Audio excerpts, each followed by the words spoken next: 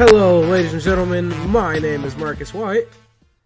And my name is Fight Mode Nick Cavalli, your world heavyweight champion of the Wrevolution Pro Wrestling Podcast, of course.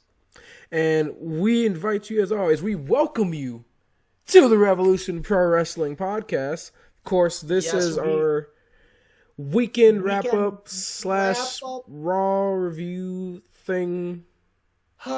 You know, let's call it the weekend wrap-up so these people don't have to think that we're actually reviewing one of the most trash shows that I've seen in my lifetime.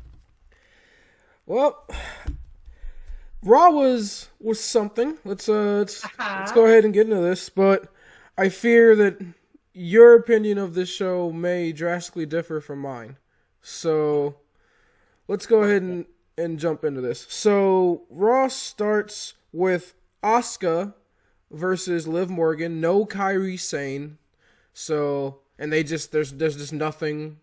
They don't no reference to last night. Just, I will say, I did enjoy this match. It wasn't bad. Liv Morgan looks much better in the ring. Like, she's getting better every time I see her. So it's nice to see her getting some action on Raw against someone that's not Lana. So I definitely enjoyed that. So this wasn't bad. These women put on a pretty decent match. Nothing like, amazing or spectacular, but it, wasn't bad. So Asuka does end up winning this match via Asuka Lock. We then get a backstage interview from... Hold on. You're just going to go run ahead. I know that usually I'm sitting here in nod mode when it comes to WWE, but I've been told that I don't talk enough when it comes to World Wrestling Entertainment. So let me go ahead and voice my opinion on what this is. So this is the Raw after WrestleMania, in case you're wondering. You wouldn't be able to tell by the fact that they put on Liv Morgan and Asuka first. But, I like Liv Morgan, I like Asuka, nothing against them, but I don't know, it's the Raw after Mania, so I was expecting, something to do with Drew McIntyre, or The Undertaker possibly with his retirement angle, or, anything else. No, we're going to kick off with a singles match between Liv Morgan and Asuka because reasons. Because reasons. Yay, sports entertainment! So, my thing with this whole Raw After Mania nonsense and everyone being upset about this is that, keep in mind, first of all, we are still in this COVID-19 scenario, so we still have...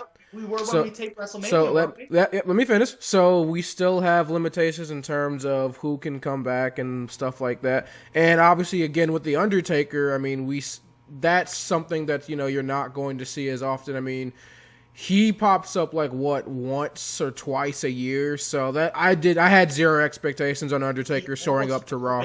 Raw After Mania. He wasn't there last year. Wasn't there last year or the year before that. There the year before. Yeah, he was. For what? Can you tell me? The year before, sorry. Yeah, so no, he hasn't been at Raw After Mania in 3 years. So okay. I had zero expectations of Asuka on first. What? You're gonna sit here and defend putting Liv Morgan and Asuka on first on Raw After Mania. No, but I'm defending the fact that the Raw After Mania normally is this super hyped up show, but the fact that this year's Raw After Mania wasn't bad is due to wasn't amazing is due to the fact that of the circumstances that we have. So while this show wasn't amazing, it's still. While I didn't expect us to get Raw After Mania like top tier. Oh my God, this is amazing, because that's just not what's going to happen. If you make it work with WrestleMania, then you can make it work with the Raw After Mania.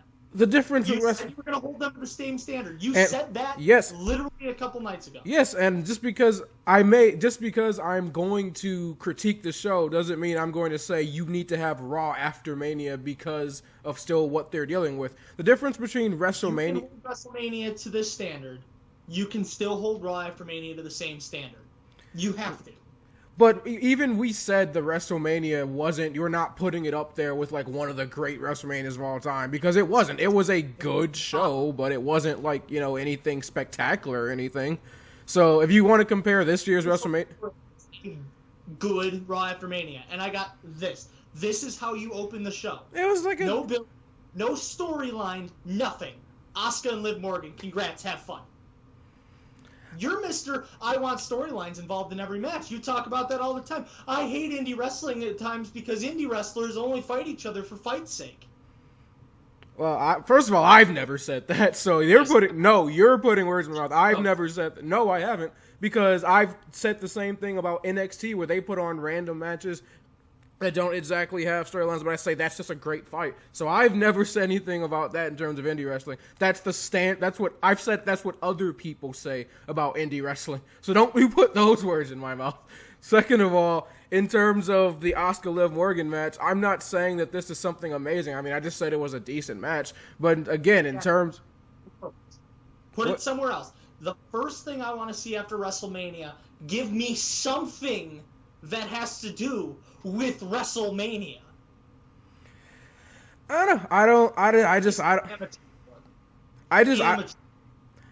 don't see it as that big of an issue, especially when you consider the fact that this show wasn't recorded live. All this has been recorded, has been pre-taped. This was all done, days in advance. So they were probably just doing... Fine, because they had a week and a half to figure out what order to put these matches on in.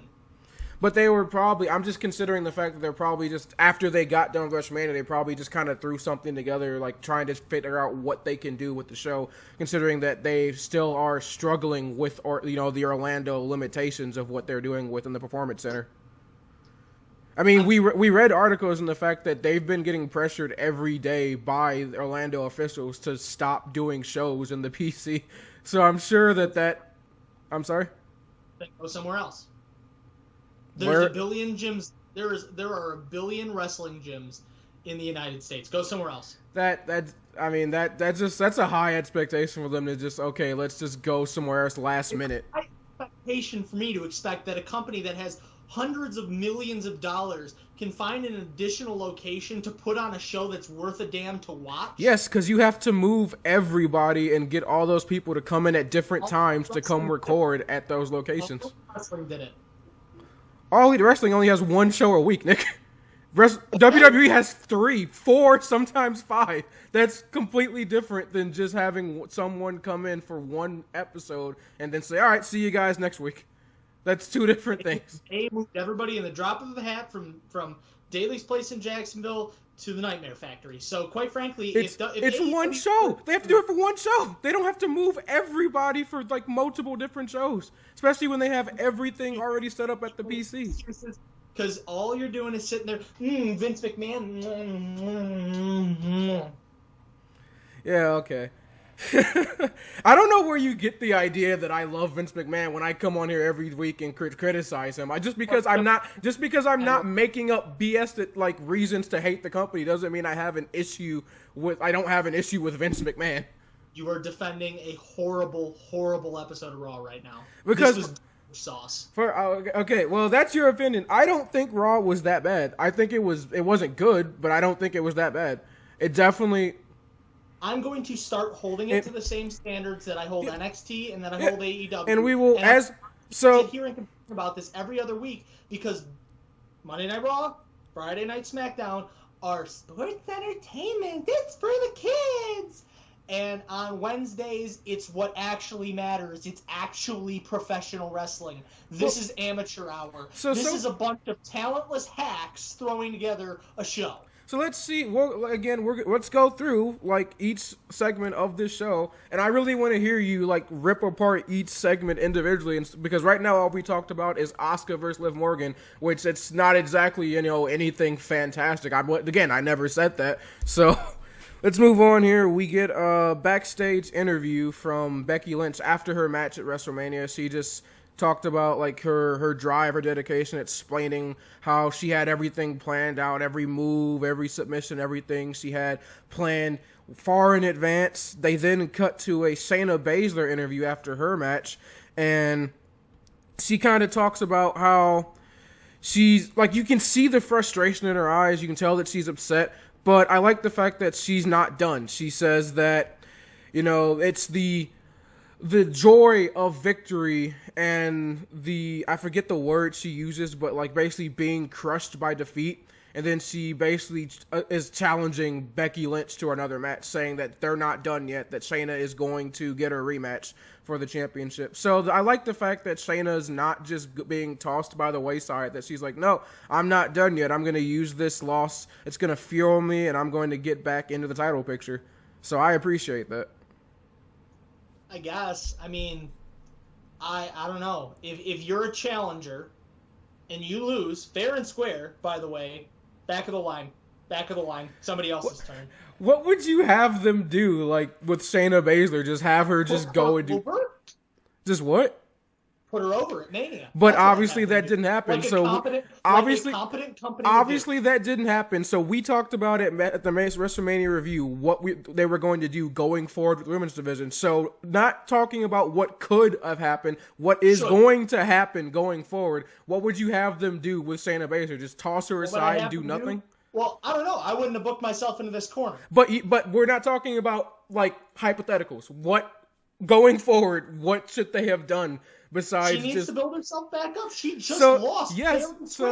But you don't just get another title shot. You don't go, oh yeah, but I'm challenging you to a rematch. Like, what is this, Hulk Hogan? But it's not she the didn't. 80s. Here's the thing: she didn't challenge her to a rematch. She just said she's going to get hers. Like, she's going to get back at Becky Lynch. So obviously, what's going to happen is now going forward, Shayna Baszler is going to, they're going to build her back up. She's going to have matches, and she's going to probably end up getting a rematch against Becky Lynch at whatever the next pay-per-view is. I believe it's Money in the Bank.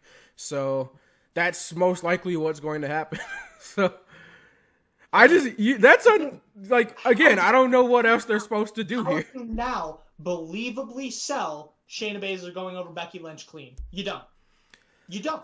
I don't agree with that, because Becky didn't win by making Shayna tap. She didn't knock her out or anything. She just won by a roll-up. So it wasn't like... Go ahead. I'm aware of that, but, I mean, you have to... You have to build in now to the storyline an entire aspect of how you're changing yourself to get better, how you are improving upon yourself to become a champion, and to literally basically just throw yourself back into the title picture, because we know how WWE works. She's now going to go and squash on 5 or 6 different people, and she's the #1 contender. Congratulations. Well, that's making the assumption that they're not going to build this angle the proper way. I mean, we started to see at the end of the original angle how Becky Lynch and Shayna actually started to have it. It actually started to matter near the end of it. So you would think now that they've done the spot at Mania, they booked it to where they can get themselves out of the hole for Shayna losing, because they didn't have her submit, they didn't have her get pinned by, like, after Becky hitting a big move. Like, they didn't do what they did with the Charlotte and Rhea match, where now Rhea can't possibly come back, like, because she tapped out. But they did it in the sense that you can use the excuse, Becky just caught her with a roll-up, so now Shayna can be prepared. Like, I saw people on Twitter defending it, saying it that, they did the whole thing where Shayna's the cage fighter. She's used to, like, knocking out her opponents and winning matches super quick. Becky caught her with a classic wrestling move. She got her with a roll-up. So that's if you want to build that way, it's very easy. It almost writes itself. Well, that's honestly what scares me. Most things that write themselves don't quite write themselves for this company. I see it as it's fine. I mean, I was worried coming out of Mania about what they were going to do with the women's division, and I'm glad to see that they're not just burying Shayna and saying back of the line, like, you're garbage, go back to NXT, but they're saying no, we have plans for her, she's going to be sticking around Raw, and she's going to probably be getting back in the title picture. So I appreciate that. I enjoy the fact that they actually have plans going forward with the women's division, instead of just doing this all, like, kind of at the I don't even know, like, the spur of the moment type deal, essentially. I get that, and I get that. I suppose, and this is the thing, going forward, sure, this is not a terrible direction to go.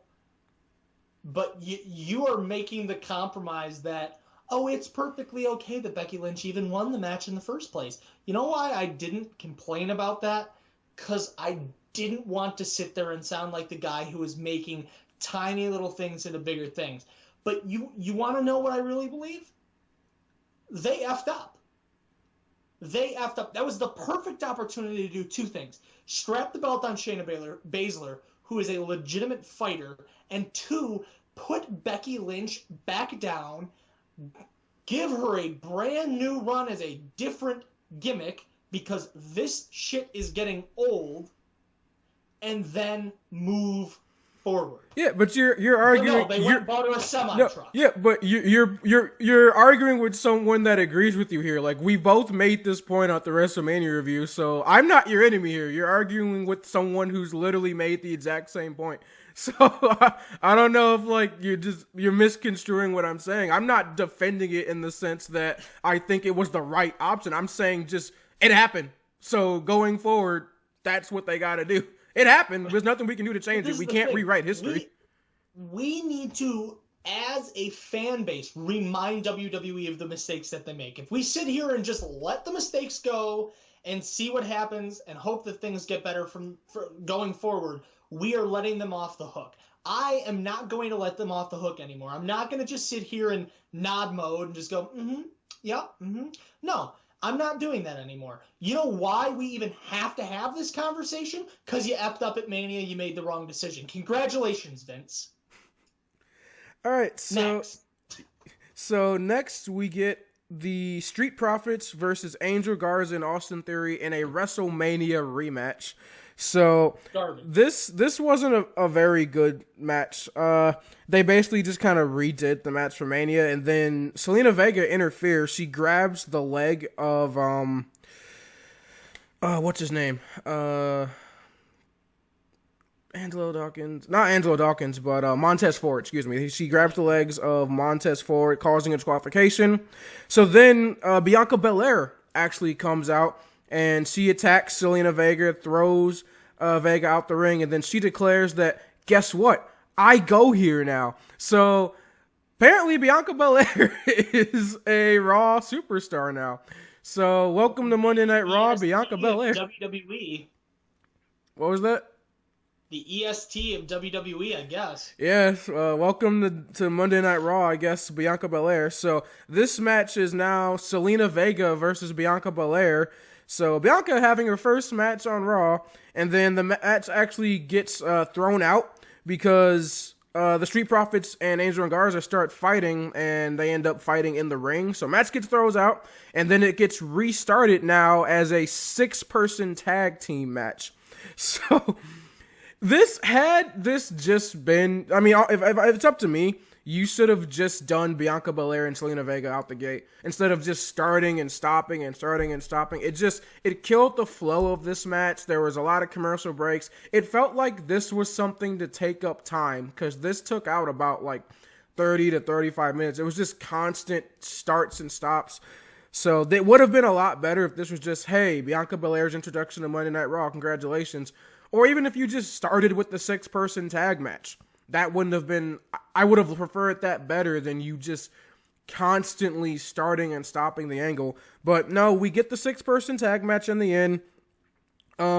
Street Profits and Angel Garza and Austin Theory brawl throughout the Performance Center, and what ends up happening is Bianca Belair hits the KOD on Zelina Vega for the 1-2-3. So Bianca Belair picks up her first victory on Monday Night Raw. So congratulations to the EST of, I guess, WWE for getting your first win. This angle, again, I didn't like the starts and stops. I thought you could have just done either the 6-person or the singles match. I don't know. What's your opinion on that? No, none of this should. First of all, the WrestleMania match should have never happened between the 4 people. Second of all, they should never have had a rematch with Austin Theory and Angel Garza. Third, like, what are you thinking? Okay, Bianca Belair deserved a proper debut, so I'm happy that she got a match out of this.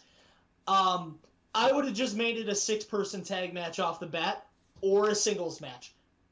But honestly, this is me.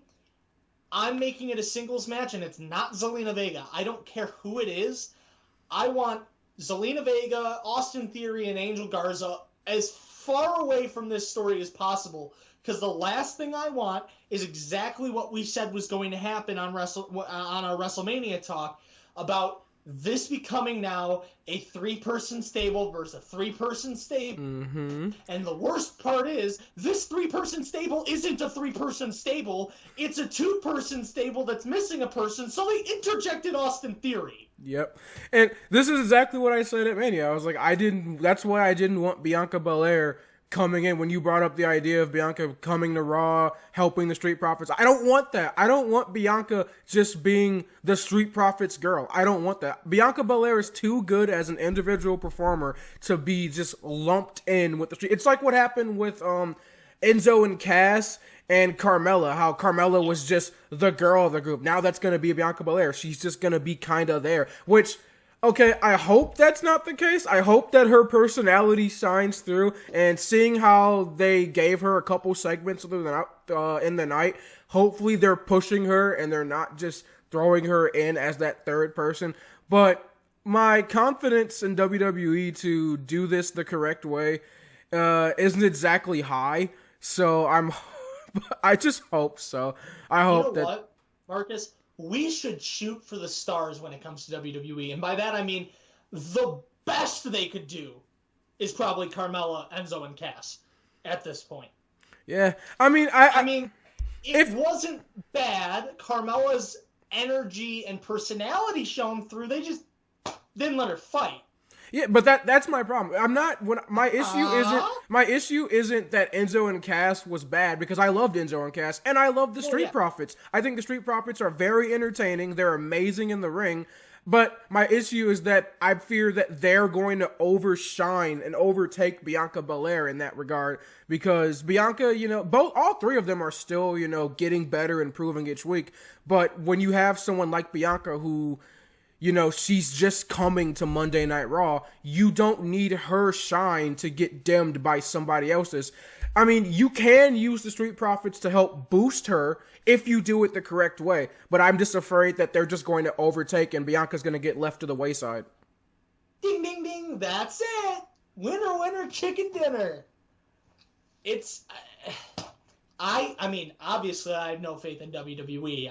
I'm very outspoken about that. It's the most obvious thing ever, possibly. Yeah, this is going to be bad. This is going to be very, very bad. You know what? When we were just having this conversation about Shayna Baszler and what do we do with the women's division, that's what you do. You bring up Bianca Belair, let her fight her way to the top. Let her beat Shayna Baszler on her way to the top, and then fight Becky. No, we're gonna tie Bianca Belair in with the Street Profits and not let her do anything, or maybe, if we're super duper lucky, let her fight once in a while and have probably a Shayna Becky rematch. Looking at where this is going, it was inevitable that there was going to be something with Bianca and Zelina Vega, especially with what happened after their match. Considering, if you know anything about WWE, you know Montez Ford and Bianca are dating IRL. So you figured that they were going to do something with Bianca defending her man and, doing something like that. So I anticipate a Bianca-Zelina match at some point. And again, Zelina Vega, even though she hasn't been allowed to wrestle, is not a bad wrestler. If you've seen her on the indie scene, she's not bad at all. She's just hasn't been allowed to really compete. She's only been the manager role, which I don't understand why WWE won't let her fight for some reason, but I guess I don't get it. Too indie for WWE? Maybe, I don't know. Like, this is the weird thing. You have someone like Lana, who should only be a manager, who should be nowhere near the ring in terms of matches, and you constantly throw her in our face and make us watch her struggle to put together matches. But then you have someone like Zelina Vega, who actually can wrestle, who's been working on her craft for years, and you refuse to let her inside the squared circle. I don't understand that. What is that logic? It's very simple logic. Lana came up through our system. She was with Rusev, and she's learned to sports entertain, and she's not indie. Like, it's utter nonsense to me. It's ridiculous. It's the same reason they didn't want to put Daniel Bryan over for so damn long. He's an indie darling. He's a little bit undersized. He's not the Zelina Vega's not the blonde bombshell like, Trish Stratus or Tori Wilson or Charlotte.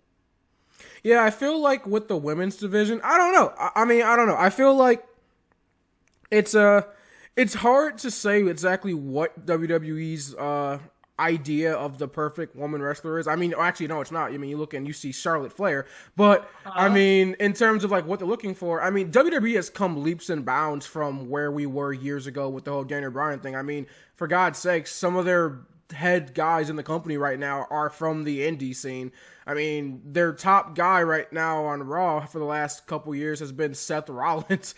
On NXT, you had people like Finn Balor, Johnny Gargano, people like that. Definitely not, your standard WWE guys. You had AJ Styles fight The Undertaker at WrestleMania. So, like, we've definitely come farther than, oh, you're too small, you're too indie. Like, at least with the men's division, but it seems like in terms of what the women's revolution is what we're calling it, it still feels like not necessarily that we're handcuffing people that come out of the indie scene, but it just seems like they're afraid to push people that, haven't Four Horsewomen member? Yeah, that aren't in the Four Horsewomen or haven't, like, Vince hasn't blessed as that next top person yet. Like, the only person we've seen get pushed as that next person. We saw Alexa Bliss for a while.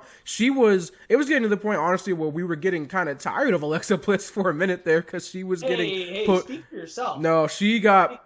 I could never be tired of Alexa Bliss. There was a point where she was getting pushed harder than Charlotte Flair. And I was okay with that. Okay. So we just got to see where the women's division ends up. I mean, hopefully they continue to allow new women to come in and build their characters. I do like the fact that Bianca is on Raw now. I like the fact that she's being given the opportunity to, showcase herself on a larger platform. I'm okay with that. As long as you do it correctly. That's the caveat there. You have to do it correctly. But moving on now, we actually get an interview with Bob. This was post his match at WrestleMania. He was asked, Bobby, what happened? Where do you go from here? And he says, I might need new management or a new wife. Yikes. Whoa. That's not how that works. You lose a match and you're thinking divorce already? Whoa. There's got to be layers to this, man. Like, he sounds like the Macho Man. Yeah, like what the hell? Miss Elizabeth, this is your fault. So then Lana comes in and she's like, hey guys, how's it going? And then Bobby's just like, nothing. And then walks away. And Lana's like, what'd you do to my husband? Like, what's up with that? So... And MVP of the night goes to... Yep. So hopefully this is great for this reason and this reason only. That means we're finally potentially getting rid of the Lana Bobby angle. Thank the Lord. Like, it's potentially over. That's the biggest MVP, like, segment of the night right there, because that's the greatest news ever if that ends up happening. Speaking of Aleister Black and Bobby Lashley, we get Aleister Black and mini Bobby Lashley. Yeah. So Aleister versus Apollo Crews, who, if you're wondering why he's on Monday Night Raw, it's because apparently he is now a Raw superstar due to expiring draft picks. So he has been acquired by Monday Night Raw. Expiring draft... Yes. Something that's not how that works. Uh-huh. We just had some extra draft picks after the draft, so we're just going to pluck this guy from your roster. You could just as easily say that his SmackDown contract ran out. Exactly. And we picked him up. That would have been perfect. Uh-huh. Except Apollo would never be stupid enough to go to Raw. He would sign with NXT. So yeah. I don't understand. This is something that's never been mentioned before. This is something that doesn't make any sense in regards to what you're trying to say. Like, you could have very easily just been like, oh, we acquired Apollo Crews' contract He was someone that SmackDown didn't want. We did a trade. You could do so many things. You know what this is? This is just like a sorry excuse for re-implementing the wild card rule. That's what this is. No. Marcus, remember, it's COVID-19. That's who to blame. We're understaffed tonight. We couldn't get anybody else in, so we just called Apollo, and he happened to be ready. And, well, Friday night SmackDown doesn't need you. You're with us now. No. You did something dumb. Admit it. You did the dumb. Yeah, I just, like, even if that's the real reason why, you could at least explain it better than that. Like, than expiring draft. Like, what does that even mean? That's not a thing. Just say it. We did not have anybody else available tonight from the Raw roster due to COVID-19, so we had someone from SmackDown volunteer to be there. But Nick, it's the same reason why they call hospitals medical facilities, and why you can't call the championship a belt. And why the professional wrestlers are sports entertainers. It's the narrative. It's superstars. Yes. It's the narrative that they're painting. COVID-19 is a very real thing happening in very real life right now. We will understand. Just be like, yo, nobody else could show up, so Apollo phoned us and was like, dude, I heard you needed somebody. You want me to come in? Nope, Vince is like, no, what's... We had a draft pick sitting around and it was going to expire. Vince, draft picks don't expire. I don't care. Like, this made no sense, but yeah, we get Apollo versus Aleister. Not a great match. Aleister ends up winning with the black mass. Cool. Next, the team of Cedric and Ricochet, or Team Losers, because that's all they are. They're going to face off against the team of Oney Lorcan and Danny Burch from NXT. So, again, we're seeing the fact that they are plucking people from NXT or SmackDown to fight on Raw because obviously what's happening with COVID-19. But is there any explanation as to why they're on Raw this week? None at all. And thing is, my God, just talking about. Go ahead. This is the second time that you've put Ricochet in a tag team for no reason. Remember when he first debuted on Raw, he was in a tag team with Aleister Black. Now he's in a tag team with Cedric Alexander. I feel like WWE only. They were in the Dusty Cup together, right? Yeah, they were in the Dusty Rhodes Tag Team Classic, but makes sense. Yeah, but you brought them on to Raw and debuted them as a tag team, and they were only competing tag team matches. But now it's like you only see Ricochet as a tag team guy now, which is inherently false. But we just talked about this, and you said they had gotten better. Cedric and Ricochet are two undersized indie talents who are too indie for the big show.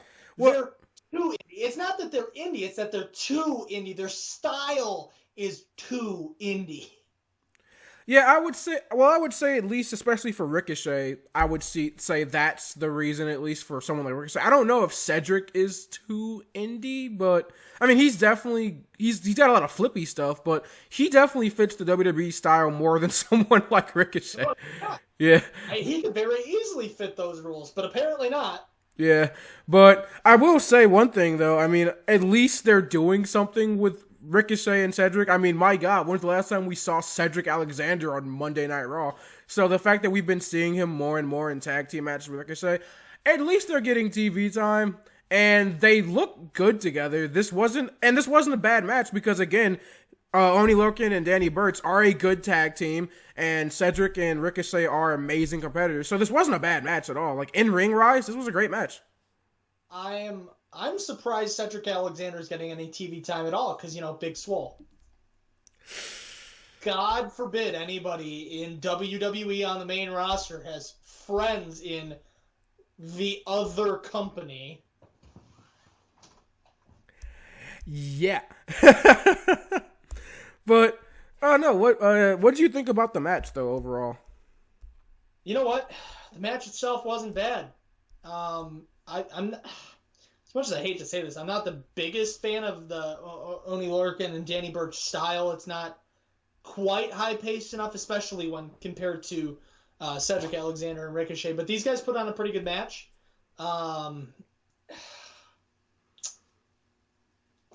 Why is Ricochet in a tag match? Yeah, pretty much is what it boils down to. I mean, when it comes down to it, it wasn't bad. I didn't want to. I mean, it didn't make me want to turn the TV off, but I don't care. I would say my biggest issue with this match is the ending. I didn't appreciate the fact that I get that you're trying to push Cedric and Ricochet now as this tag team, but NXT at the same time has been pushing Oni Lorcan and Danny Burch as a tag team these last couple weeks. So what does that do to their momentum that they've just now lost to a brand new tag team? Oh, they're main roster guys. They'll be fine. They lost the guys on the main roster. Yeah, pretty much. That was the thing that got me was I kind of wish they hadn't won that match because then they don't need the win as bad because you could just say, oh, they're a new tag team. They're still trying to work out the kinks and, figure everything out. So that would be better than just having them have all this success. I hate the fact that, and this is a trope that's in the wrestling industry, not just in WWE, but kind of industry-wide, and the fact that when you're trying to push somebody new, they just have to go on a massive winning streak. They can't lose when they're being pushed. It's unrealistic. It really is. The idea that someone's just like, bam, I'm just a god now for like however long you're trying to push them. I've never liked that. I've never liked that. And the funny thing is, a tag team division push is the perfect time to break that. If you guys are a new tag team, as these guys are, which again, 2 single stars forming a tag team, I'm gonna lose it. Yep. But like when you're brand new and you're just like, we've decided to make ourselves a tag team. We want to work on this. You can look very good in the ring and get a push and still lose matches because you're learning the craft of being a tag team competitor. So when you face a team like Oni Lorcan and Danny Burch that have been together forever, you can lose that match. And you can chalk it up to, okay, we're still learning how to work together. We're still learning the ropes of being a full-time tag team competitor. Like, you could be pushed to the moon and only win half your matches. Exactly. I mean, in a singles capacity, yeah, you can lose some. You don't have to win every match. But in a tag team capacity, you could lose like half your matches if you're new. Yeah. And like I get if your whole thing is, oh, but the rankings, like, which we know WWE does not care. That. But even if you're AEW, if your thing is like, oh, but the rankings, you can still get away. If everyone is losing matches, then it doesn't matter. As long as exactly. The problem is the fact that when you have 1 or 2 teams that are unstoppable and then everybody else is losing, then when you do have someone that's trying to climb up through the ranks and then they do lose a match, it hurts them more because then they fall all the way back down. That's the issue. Kenny Omega, who's won 7 matches in a row. Yeah. Like, I'm sorry, I get it, but when you look at people who have like 1 or 2 losses in the near year that AEW has been a thing, it's like, what? Like, my God, man. Take an L. But it's Kenny. No. But next we get the Monday Night Messiah versus NXT superstar Denzel Dejournette. So, making his Raw debut, I guess, to get up. Hey guys, we're short-staffed. So getting absolutely destroyed by Rollins tonight. And they booked this as, the Monday Night Messiah. He's furious. He's angry at his loss to Kevin Owens. So this was a quick squash for a Seth Rollins victory. Nothing really accomplished here, except showing that Seth is angry. Cool. We already knew that. So, fantastic. Move on. Next, Nia Jax returns. So this was cool. Nia Jax is back on Monday Night Raw. After being gone for like a year and a half due to dual ACL tears. So she's back. Yeah. Good on you, Nia. Welcome back. We're happy to have you. I have sorely missed you. Jeez, I can't speak after my nice little rant at the beginning of this video. The Raw roster definitely needs you. Yeah. Again, something we could have done with the women's division, but whatever. We'll just continue shoving Shayna down your throat after she just lost. Nia, welcome back. We're happy to have you, and by God, do we need you. And you went up against some really, really difficult talent tonight. Yes, it was Nia Jax versus the so fantastic Deonna Purrazzo. So Nia's back, and we're back to the status quo because she's winning matches in squash fashion again, like she was before she left. So nothing's changed. Welcome back, Nia. She destroyed... So this is now the third competitor? No, fourth, because the other was a tag team match. Fourth competitor from a different show that showed up on Raw. Yep. It doesn't end there either. No. So, yeah, because next we get Humberto Carrillo versus Brendan Vink, who's also from NXT. So, this actually was a good match, though. I enjoyed this. I love seeing Humberto Carrillo on TV. I love his theme song. Let's get loud. I love that sample. Let's get loud. Let's get loud. I love Brendan Vink. The dude is massive. He's a big boy, and he talks his crap throughout the match. So I love seeing him, get more opportunities to showcase himself. This was a good match. I liked the chemistry that these two guys had in the ring. I liked, Brendan Vink, being the bigger man, kind of dominating Humberto throughout the majority of the match. Humberto having to be smart and creative, pick his spots to get his shots on Vink, and then picking up the victory inevitably with a moonsault from the top rope. So I thought this match was fine. It was better than some of the other matches we've seen on Raw tonight. It actually was something where you could say, okay, not bad. So no complaints here for me for this match. Okay, so I'm sorry, I did my math wrong. This is the sixth competitor. I forgot that Denzel Deschanette counts because he was in the ring for like a half a second. Yeah. So, again, not bad, but why? If you're going to do a match, just do it. Don't give me Humberto Carrillo versus tag team specialist from NXT. What does it build? Nothing. You know what this is? Square peg, round hole. Why won't it fit? With other matches, you could say that, but I disagree in terms of for Humberto Carrillo, because Humberto needs to get, first of all, out of the hole you put him in with Latino Hour for how many weeks. So This is getting him out of that storyline. This is just, hey, Humberto needs some victory, so let's, put him in a match, a competitive match. I wouldn't say, first of all, that even though Brendan Vink isn't a tag team, he's definitely not a tag team specialist. So he's a big solo competitor, so I would say putting him in a match like this that was very competitive against a larger opponent, that does wonders, I would think, for Humberto Carrillo, because it shows that he can fend off larger men, that he's able to compete in matches like that, and he looked good in the match. So I think this does nothing but help Humberto going forward. The issue is if you start with this whole COVID-19 nonsense, if all of his matches going forward are matches like this, then yeah, you have a problem. But, one or two matches where it's like, okay, let's just throw him a bone. And at least they're not squash matches. It's not like my complaint earlier where I'm like, oh my God, all you're doing is winning. We know for Humberto, he definitely doesn't just only win on Monday Night Raw. So nice to see the kid pick up a victory. I appreciated that. It could have been worse. Let me put it that way. After watching Denzel Deschanette and Deonna Purrazzo in back-to-back matches, good on you, Brendan Vink, I guess. Yes.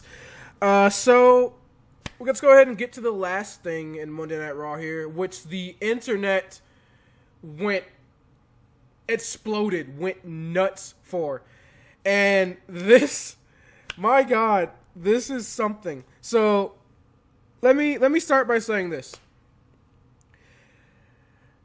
Big Show in the main event of WrestleMania in 2020.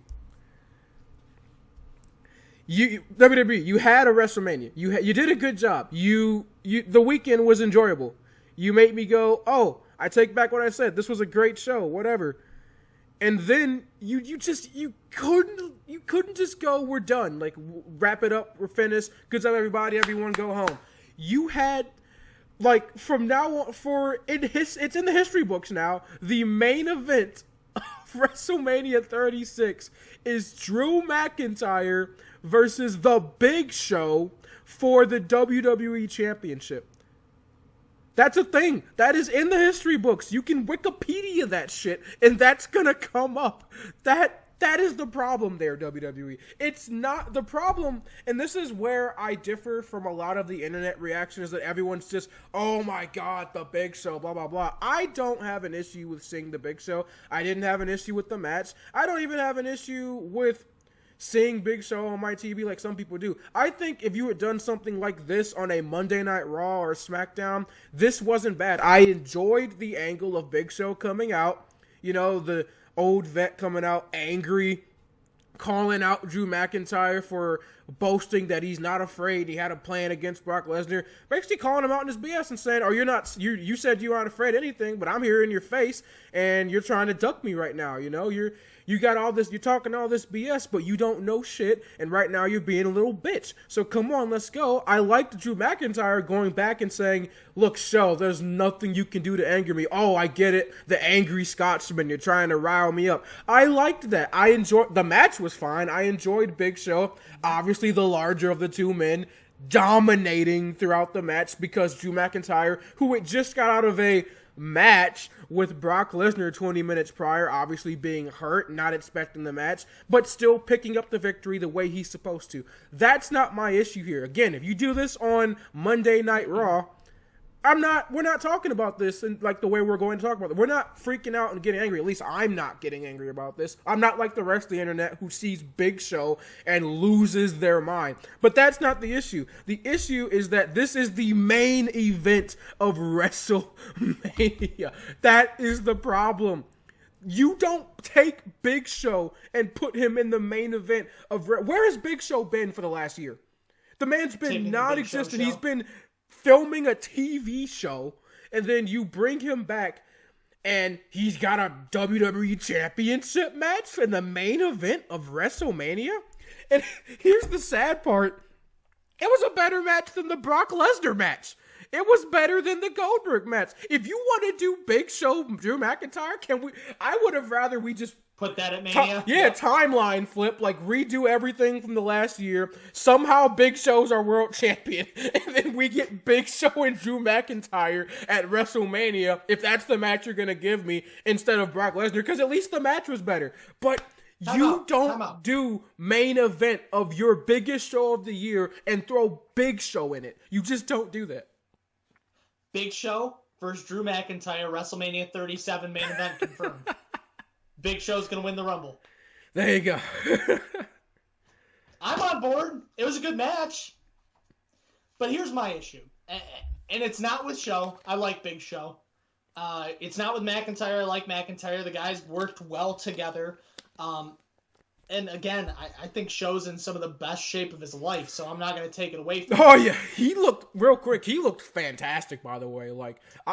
Better than Goldberg. Here's the problem. You only did it to bring him back to promote his TV show. I'm not stupid. Does this look like a face that's stupid? Because if it does, you're wrong. I'm not stupid. I don't know why I'm talking with a very Italian accent right now, but I'm not stupid. You can't get it over my head. Especially because I'm 6 foot tall, and you can't teach that. Look,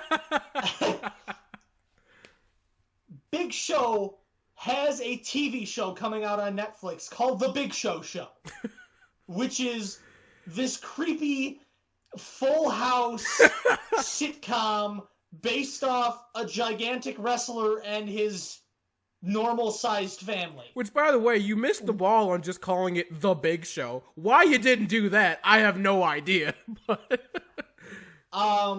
And he's in love with his world championship belt more than his wife. So it's a weird concept. And Mick Foley shows up, and like he's Uncle Jesse, and it's a weird take on the Tanner family. But it's a thing. It's cool. Congratulations, show. All the more props to you. And I'll probably watch it because I'm in lockdown. I have nothing else to do. And as long as the theme is, well, it's the Big Show. Oh yeah. I'm game. But here's the thing. I'm not stupid. You bring Big Show back for the main event of WrestleMania 36. Don't show it on WrestleMania night and show it to me on Raw. You know what comes to mind? Wow, this seems really forced. It's almost like the Big Show has a TV show coming out. Mm-hmm. So, again, good match. Happy to see you back. Congrats on the show. Drew, you look great. Please, don't make me stupid. Just come out and be like, I want to be world champion because I want to be the world champion on my show. I want to take that title belt and bring it back home to my family. The family that you can see only on Netflix on the Big Show show. But, Nick, you're missing the big point about this. Big Show main event at WrestleMania in 2020. You know what? That would not even bother me if it weren't for the fact that it is so obviously an attempt to promote his TV show. I would be okay if Big Show came out at the end of WrestleMania and was like, I feel disrespected. I want a match with you. Blah, blah, blah, blah, blah. I'd be okay if anybody did it. Would it be stupid? Yes. But would I be more okay with it than you just obviously going, hey, Big Show has a show. Match.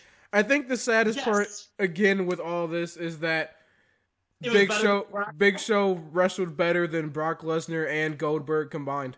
I think that's the worst part about this whole scenario. I could wrestle better than those two right now. You know why? Because I know more than 3 moves. I think that... Looking at you, Goldberg. Yeah, I think that's the worst part, besides the fact that, in the record books, it's going to show Big Show versus Drew McIntyre for the WWE title. We're going to look back at this WrestleMania like 10, 15 years down the line, and we're going to be looking through Wikipedia. What was the main event of this show again? Wasn't it Brock, Drew McIntyre? Big Show? Now, hold on a minute. When does Brock's contract expire? Wouldn't that just be some Vince McMahon shit? Oh, Brock's contract's going to be up. He doesn't want to come back. He's not the main event. It's the Big Show. Well, then when you ask, wait, who lost? Who did Drew take the title from that night? Doesn't matter. He beat Big Show. He beat Big Show, yep. There you go. Yeah, that would be some Vince stuff, to spite Brock. Definitely the way Vince. That's good shit. Put Big Show in the main event. Yes. So, overall, I didn't get as angry at this episode of Raw as a lot of the internet did. While I think that this was not a great episode of Raw, considering the standard that you set from WrestleMania 36 this weekend, it wasn't great. I understand, again, the situation that you're dealing with. And I'm giving you the benefit of the doubt and saying, okay, let's see if maybe next week, now that you're a week removed, maybe things get better. But, again, it wasn't a great show, especially, again, I'm not that upset about it, but I know Raw After Mania, it's supposed to be this huge deal. I get it.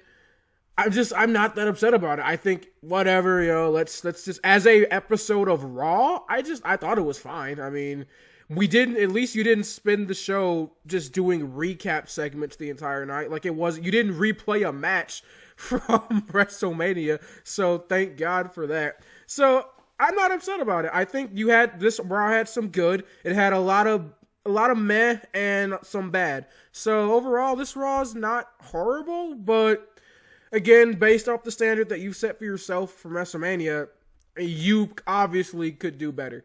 So going forward from that, what is your match of the night? Ricochet and Cedric versus Oni and Danny. I would have to say, for some reason a mini screen popped up here. I would have to say my match of the night is the Big Show Drew McIntyre match. Because despite, and I know the internet's going to lose their mind, but despite the fact that this is technically a WrestleMania main event, you aired it on Raw, so I'm going to call it the Raw main event. So as a Raw main event, it was a good match. I'm not gonna lie. I'm not blinded by hate filters of Big Show. Like, no, it was a fine match. So that, it was probably the best match. It was the best match you put on that night, I guess. So, yeah, Big Show, Drew McIntyre. What is your MVP? Or who is your MVP? Said that. It's easy. Bobby Lashley. Bobby Lashley's your MVP? Yeah, get rid of that nightmare that is Lana. All right, my MVP is going to be Bianca Belair because she made her Raw debut. She looked good in doing so. So congratulations to Bianca Belair. Welcome to Monday Night Raw. Hope to see more of you going forward in a bigger capacity than what I anticipate you're going to be in. So welcome to Raw, Bianca Belair. In that case, I'll take Denzel Deschanette. Yikes. Yeah, Bobby Lashley. And Bianca Belair are our picks for MVP tonight. So this is, believe it or not, a weekend wrap-up video now that we're an hour into it. Sure feels like a Raw review. You got one out of me after all, Mark. All you had to do was talk a little crap, and here I am. There you go. So now we're going to be moving forward with some news from the weekend.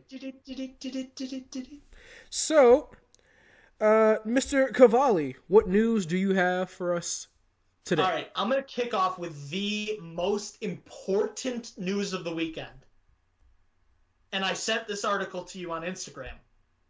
Ladies and gentlemen, the star of the show, Anna Jay, has signed with All Elite Wrestling. Despite, obviously, that being somewhat of a joke to some people, I'm excited to see where she goes. We did talk about how she impressed in her debut. So congratulations to Anna Jay, who is now All Elite. Speaking of All Elite Wrestling, Chris Jericho explains that he thinks he'll never be inducted into the WWE Hall of Fame. This was an article from WrestlingNews.com. Chris Jericho did an interview with Tampa Bay Times stating that he feels that his jump to AEW impacts his legacy in WWE. Says that he thinks because he jumped to the rival promotion, he'll never be inducted in the Hall of Fame. He says, and I quote, "They'll probably never mention me again, and I don't blame them. Why would they promote me in any way, shape, or form when I'm the head of this opposing army, in their opinion? That's stealing money out of their pockets. I earned Vince's trust, and it takes a long time to get his real trust, money-making trust. He's never told me this, but indirectly, I think he regrets losing me because I was one of his generals. I'm not always right, but F it if I'm not close 80% of the time. And if I continue to work for the Khan family for the rest of my life, I'll never go into the WWE Hall of Fame. Does that bother me? No. I mean, the Sex Pistols didn't show up for theirs. I always kind of liked that." So, Chris Jericho coming out saying, yeah, I'm probably never going to go in the Hall of Fame, but, it doesn't really bother me, and they're justified by doing it. What do you think about that? I think it's totally understandable, and I don't think he'll never be in the WWE Hall of Fame. I think it all depends on the way things go, and I think the same goes for Matt Hardy. Matt Hardy's already talked about after his time with AEW wants to return to WWE. It sounds like Chris Jericho, after he retires from the ring, will want to stay with All Elite Wrestling. I think Jericho will get inducted into the WWE Hall of Fame, but long after. So I'm talking about once he's retired from writing and producing and announcing and all the other things that he's probably going to do after his wrestling career. And we've talked about this. He's a fantastic fantastic play-by-play announcer. So he's going to probably wind up in the booth for a good, 15, 20 years after he's done wrestling. And if he does that with AEW, he's right. But I think before he dies and after he retires, he will be inducted into the Hall of Fame. Yeah, I definitely think that WWE would not be petty enough to keep Jericho out of the Hall of Fame for, forever. And we know Vince, we've talked about the pettiness that Vince McMahon has when it comes to All Elite Wrestling and people being banned from coming to shows because they supported the rival promotion. But I also look at it in the sense that personally for Vince McMahon, we know this about him, that he takes loyalty over anything else. Guys like The Undertaker, who never stepped foot in a rival promotion, people like that, like Shawn Michaels, like Triple H, people that have never even thought about going to the rivals, like he takes that into consideration more than anything else. So when you look at someone like Chris Jericho, who had been loyal for the majority of his career to WWE, I feel like while Vince is probably deeply upset about that, it hurts him. I know for a fact it hurts Vince that he lost Jericho to AEW, but I know when everything's said and done, I mean, we always say it, never say no in the WWE. So Jericho will end up getting inducted. It's going to happen. It would be ludicrous if it didn't. I look at it this way. There's one person who I can say will never be inducted into the WWE Hall of Fame. One person. That's it. Everybody else is up for grabs. Yeah. And you can say it, Chris Benoit. Yeah, that's the only person that will. The worst part about it is his legacy. If you look at it from a wrestling perspective, surefire Hall of Famer. One of the best to ever lace up the boots. I do think that years down the line, when Triple H takes over, I do think he might get a nod into the Hall of Fame. I mean, I don't know how you go about that. I mean, even if if you don't say if you don't put him in the Hall of Fame, but at least acknowledge his greatness as a performer. Yeah, that's the thing.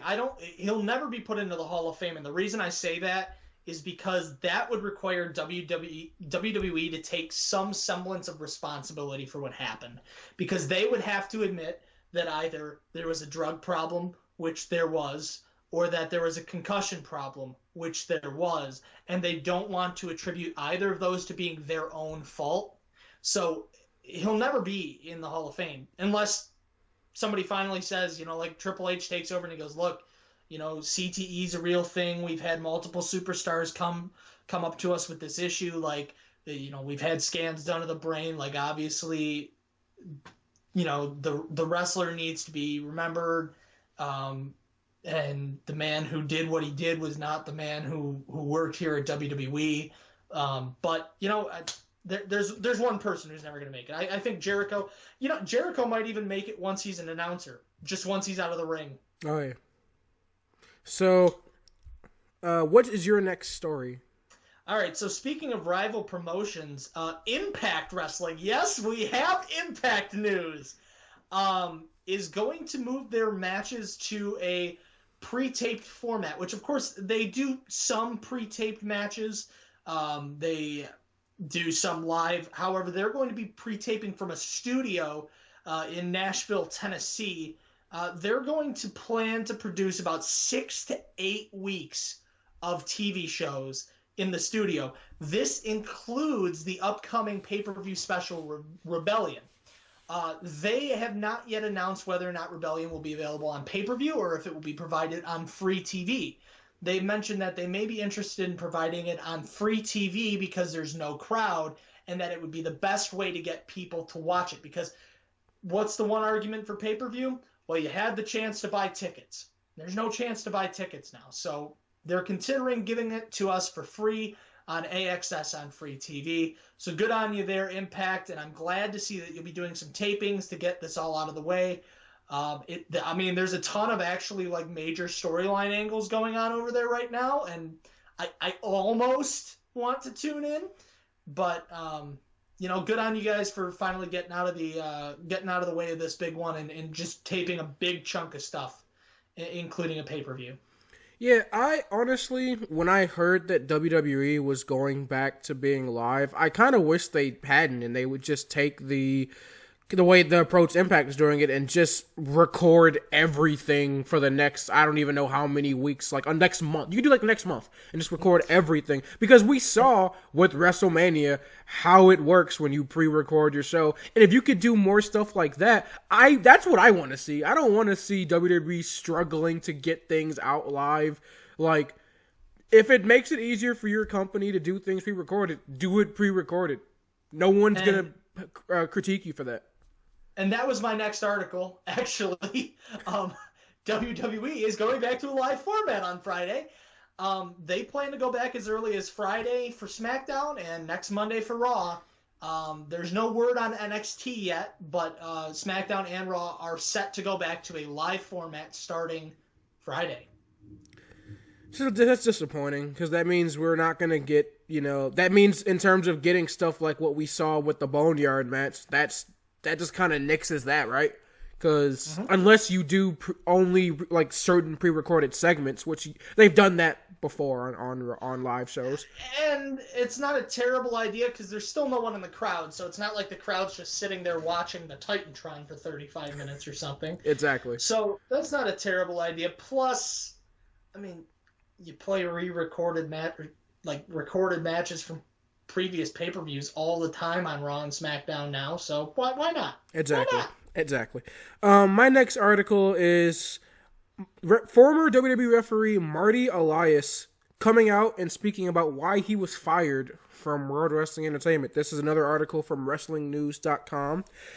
He was talking on the latest episode of Talk is Jericho. And actually the original... Talk is Jericho, baby. The original plan was going to be for Charles Robinson to be the referee of the Taker and Michaels match at WrestleMania 25, the 25th anniversary, which is not how that works, WWE. But anyway... Taker and Michaels wanted to have Marty Elias as the referee. So Mr. Elias goes on to reveal why he feels that he was let go from the company. He says, in a nutshell, I was let go because I violated the company dress code. I wore a KISS t-shirt.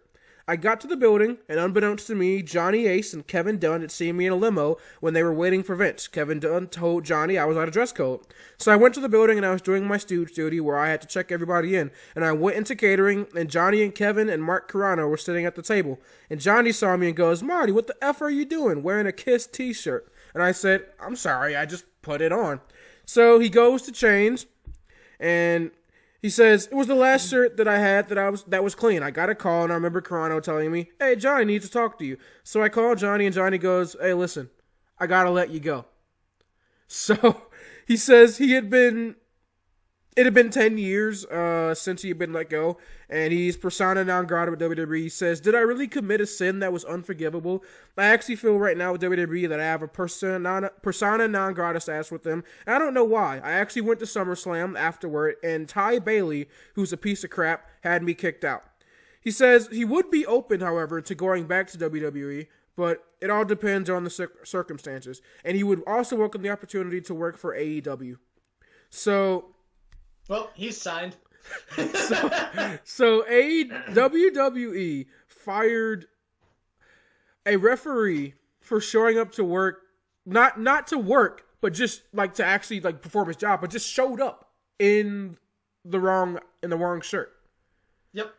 What I don't know what kind of again I can't speak really on this, because if it's, if that's how they do things, if that's how their dress code is, and that's how you're supposed to function as an employee of WWE, I can't be mad about it, because I mean you did violate a rule if that is the case, and you wouldn't be able to get away with that with any other company. So I get it. If that actually is the rule, then it is what it is. I don't understand why WWE would go through the lengths of kicking him out of coming to watch pay-per-views. I think that's a little nonsensical.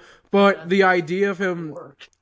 but the idea of him getting let go because of wearing a KISS t-shirt, I mean, when he explains it, I mean, again, if that's the rules, then it makes sense. I mean, I definitely think a warning could have happened before, maybe be like, hey, next time, make sure you show up in the right outfit. But, I mean, it is what it is, I guess. Well, this is the thing, and I think about this all the time. where you work, where there's a uniform code, if you show up to work before the time you're supposed to work and change into your uniform before you need to be in your uniform, as long as you're in uniform on time, like, I don't know how it works everywhere else, but as a supervisor where I'm at,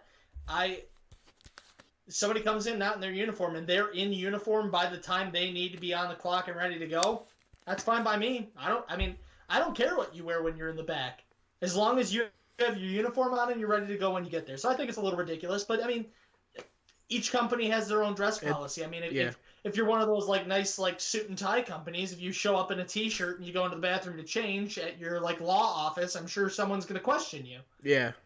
And again, I mean, I look at it like this is a wrestling company, so it is a little silly to, have this uniform policy that, if you show up to work in the wrong thing, like not to come work, like not to work in that outfit, but you just show up to work in your street clothes, you're fired. Like that's a little ridiculous to me. Yep. But at least understanding that this wasn't a Vince call, this was a Kevin Dunn, Johnny Ace call, then it makes a little bit more sense, because that we've heard stories about the stooges of Vince McMahon, the people that work underneath him, being a bunch of assholes. So this makes sense from that perspective. So again, I think it's messed up? Yeah, it's definitely not something that I personally would do. But like you said, every company has their own policy. So what can you do? Next? Let's move on to the next story. Yeah. So next, I got a promotion. I guess Michael Cole was reportedly promoted a couple weeks ago, actually, to Vice President of Announcing. This position, I don't know if it's rather new or not, but he has now replaced Jim Ross, as the head announcer. Of course, Jim Ross left years ago, 7 years ago. So he has officially replaced him as the head announcer, and he now has taken over as the Vice President of Announcing, which I'm sure gives him absolutely no power, because Vince decides who announces when and where. But congratulations to you, Michael Cole. Of course, Cole started announcing back in 97, so he's been with the company for 22, coming up on 23 years. Yeah, this seems like kind of a weird thing to do. I mean, when I read the article, I already thought that Michael Cole was the head of announcing. I mean, every time a new announcer comes up in the company, or you hear interviews about guys like Corey Graves or Tom Phillips talking about who got them in the business, who's the first guy they talk to when they're getting the gig at WWE, that first guy they mentioned is Michael Cole. They don't talk about Vince McMahon, they talk about Michael Cole. That's the guy who's in their ear, listening to them when they're announcing on shows like NXT or Monday Night Raw. Like, the biggest example of this would be, what's his name? God, I can't think of his name. The former kicker for the Colts, remember? Pat McAfee. Yeah, when he on his podcast, he talked about how when he was trying to get the announcing at WWE, it was all Michael Cole. Like, that's the guy that he dealt with. He only dealt with Vince McMahon like one time, but after that, it was always Michael Cole, the guy that he worked with. So it seems like, at least for me, it seemed like Michael Cole was already the VP of announcing at WWE. So this just kind of seems like a lateral move to me, like a pat in the back, like, hey, you got the title now, I guess. So congratulations. It's just weird to me. I would agree entirely. I mean, it just feels like, unless it comes with like a pay raise, and that's why like this is a position that's been vacant since JR left or something, I don't know.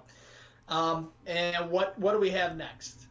So what we've got next is reportedly Edge had talks with AEW prior to re-signing with World Wrestling Entertainment.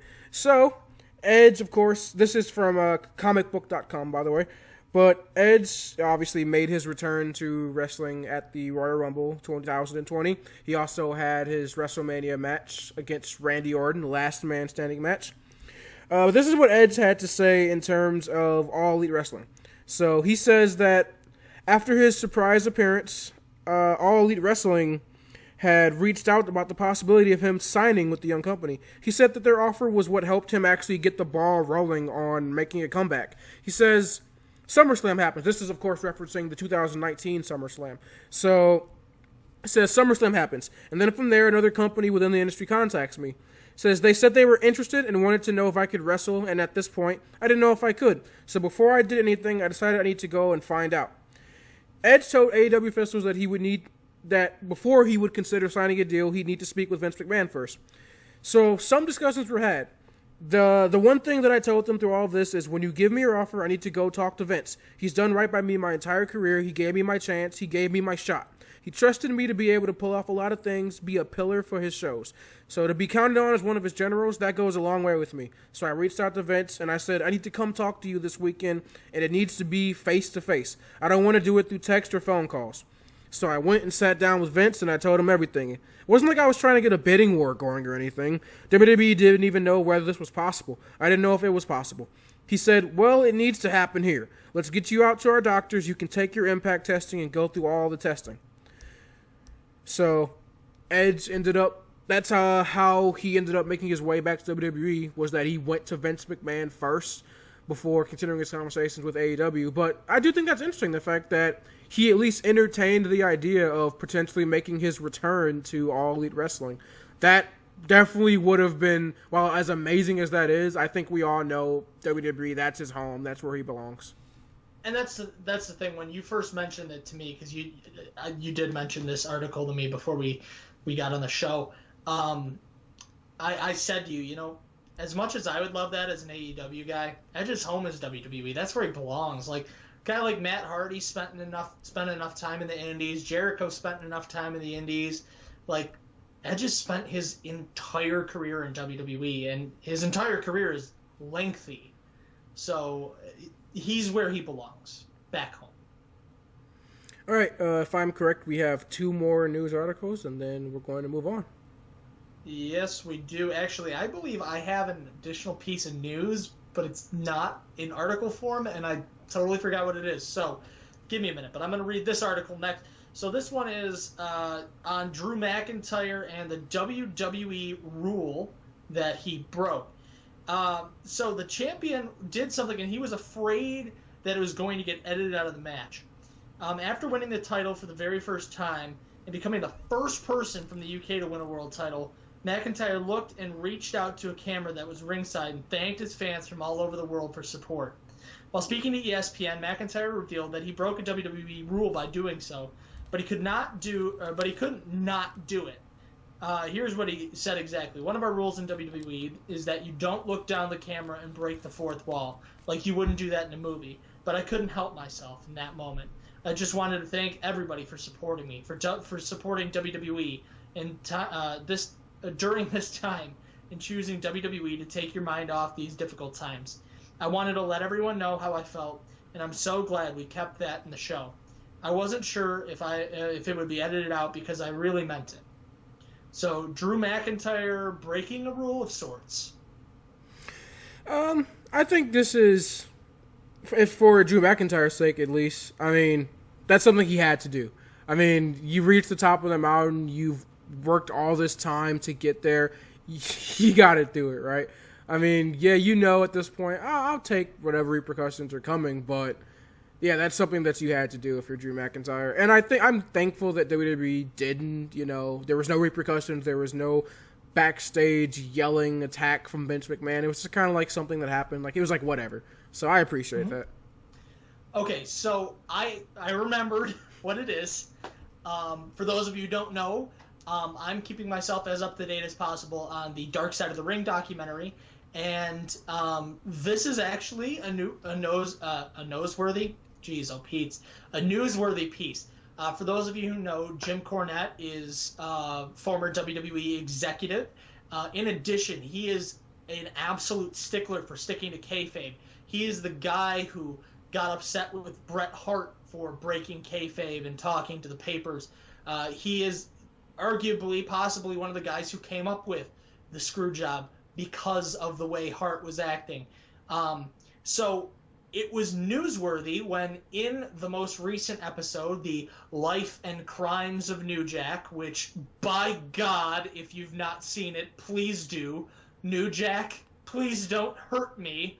I don't want you to hurt me. Jim Cornette talks about blading, and not just about that it happens. He explains how wrestlers create their blades. He explains how they're hidden. He explains how they're used, how they're meant to be used, how they could be used in the wrong way. Of course, because, New Jack took out an actual scalpel and stabbed a 17-year-old in the head. He didn't know he was 17, and stabbed him in the head, and he wasn't bleeding, so he then took the scalpel and sliced straight across his forehead. Good times. Anyways, this is newsworthy simply for the fact that Jim Cornette is the kayfabe guy, and Jim Cornette has recently, in this episode, broken kayfabe himself. So the big kayfabe policeman himself has finally fallen. The reason I think it's newsworthy is because genuinely I just hate Jim Cornette. Yeah, he's not a guy that I have fond feelings about, so it's kind of like whatever for me. Cool. At least we get more information about the insides of the business. If only it had come from somebody I actually like. Right. Like, the best episode so far when it comes to executives talking about the business is when we do the Screwjob episode from season 1, and it's just Jim Cornette talking to the camera and Vince Russo talking to the camera, and then the cameraman going, well, Jim Cornette said this, and Vince Russo going, no, that's not how it happened. It happened this way. And then them being, hey, Vince said this. Vince Russo? Oh, he's an idiot. He doesn't know what he's talking about. He's never even been in the wrestling business. So, but it's cool to see a peek behind the curtain. But of course, for a guy who doesn't want to give peeks behind the curtain, you kind of gave away a big one on explaining how blading works and how wrestlers create their knives, which, it's pretty simple. You take a razor blade, wrap it in some tape, stick it in your glove, shing. Yep. And just don't do what Eddie did. Yeah. Or Ric Flair every single time. But our last news story for the night comes from WWFOldSchool.com. And this is about kind of an update on the whole COVID-19 debacle that's happening within World Wrestling Entertainment.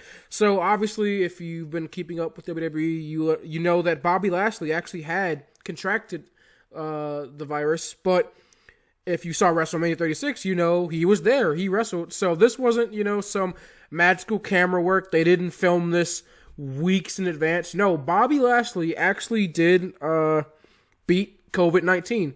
So he overcame the virus, and so that way he was able to work WrestleMania 36. We do know that Corey Graves and Carmella are still confirmed to be diagnosed with COVID-19, while WWE stars that are currently in self-isolation are Rey Mysterio, Dana Brooke, Murphy, The Miz, Kairi Sane, and Roman Reigns, amongst a few others. But those are the biggies that are currently in self-isolation. So, a little interesting to me that Bobby Lashley was able to overcome COVID-19 so quickly. That's amazing, obviously, for him. Great news. Glad that he was able to overcome that, and obviously we're super happy about that. Unfortunate for Corey Graves and Carmella. We hope, obviously, that they get well soon, that they're able to beat this and continue on with their lives.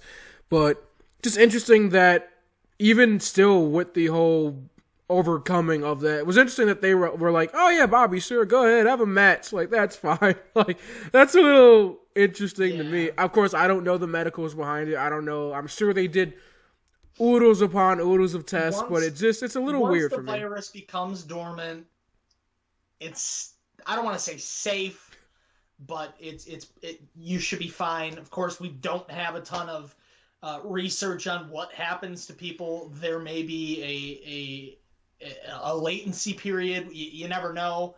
Of course, there's one of those crazy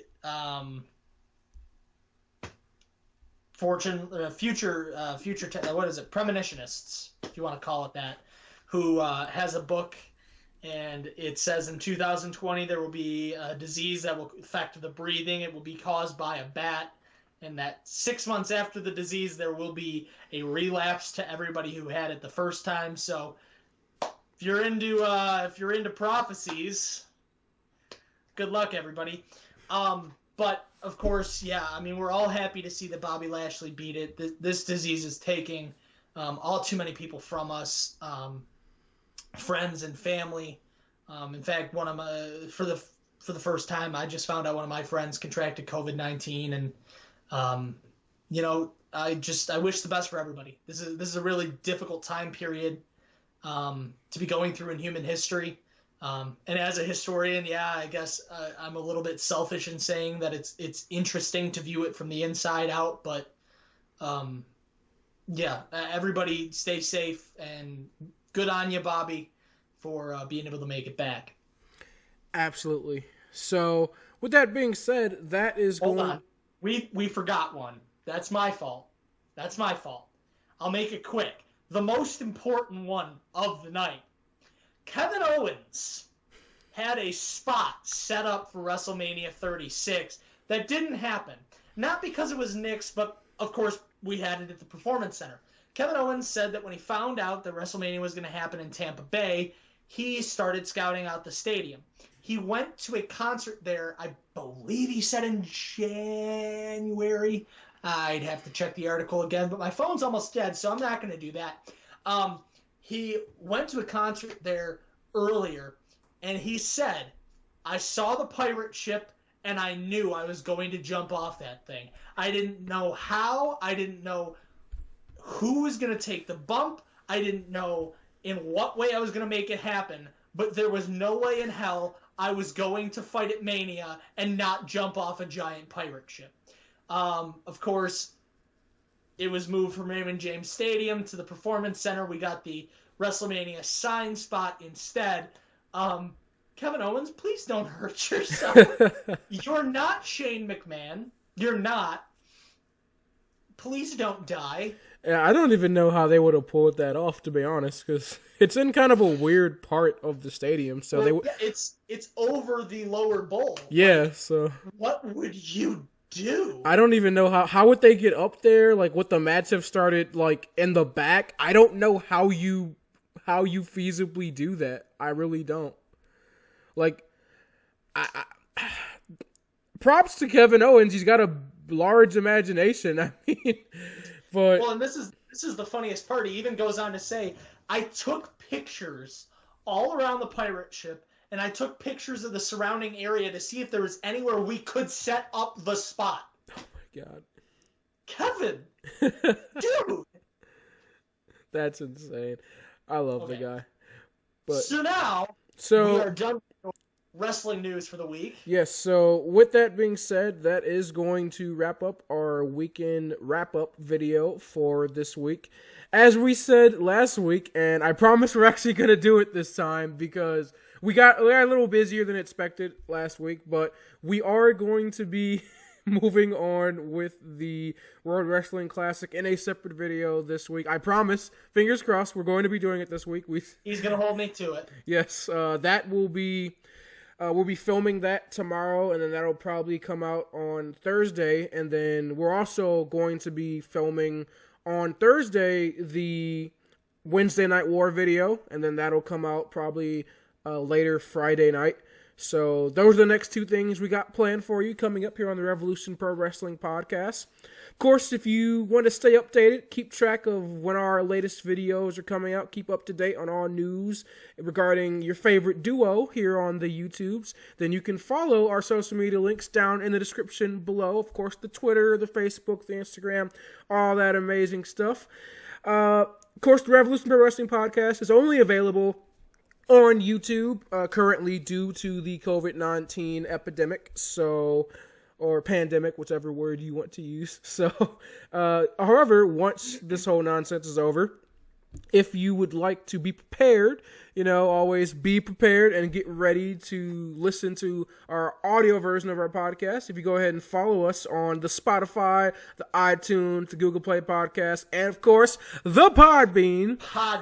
Then when this whole mess is over, we will be back in your audio books, or whatever it is, your podcast, your audio stuff, ready to go each and every week. So this has been the weekend wrap up. I don't know what episode this is. I think it's like episode 5 or 6. We're forgetting something very important. This is my fault. I'm so sorry for this. Fight Mode Fighter of the Night for Monday night. Me for fighting through that shitty episode of Raw. Me. I think honorary Fight Mode Fighter of the Night should be me for somehow dragging your ass each and every week an episode to do these videos. For those of you who don't know, I'd rather just not do WWE shit. But if I'm going to sit here, I'm going to at least yell at my screen for a couple hours. So at least now you guys know who the real hero is behind all this. So, what I'm trying to say is, you're welcome. So with that being said, live from Studio 6, my name is Marcus White. And live from the spare bedroom of my home, I am the world champion, Fight Mode Nick Cavalli. This has been the Wrevolution Pro Wrestling Podcast, and we invite you, as always, to join the Wrevolution. Have a good night, guys. Have a fantastic night. We'll see you all on Thursday.